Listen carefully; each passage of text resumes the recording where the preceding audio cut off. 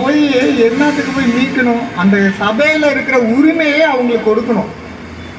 சும்மா கண் துடைப்புக்காக எல்லாமே நாடகம் ஆடுகின்ற இந்த அரசியல்வாதிகளுக்கு தக்க பதிலடி கொடுக்கணும் அப்படின்னா அது தேர்தல் சமயத்தில் மக்கள்கிட்ட இருக்கணும்.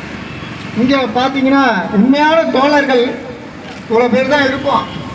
அவங்க அதே அரசியல்வாதிகள்லாம் கூட்டுறாங்க அப்படின்னா அது 200 ரூபா காசுக்கும் ஒரு பிரியாணி பொட்டணத்துக்கும் இன்றைக்கி டாஸ்மாகுக்கும் உள்ள கூட்டம்னா அது. இங்கே இருக்கிறவங்க அப்படி கிடையாது. உண்மையாலுமே மக்களுக்கான நீதி போய் என்னத்துக்கு போய் மீட்கணும்? அந்த சபையில் இருக்கிற உரிமையை அவங்களுக்கு கொடுக்கணும்.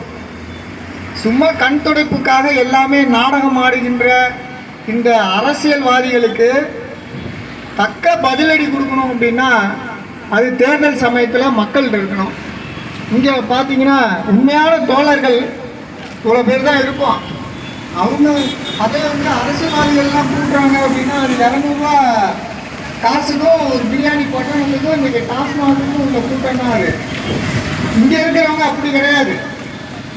உண்மையாலுமே மக்களுக்கான நீதி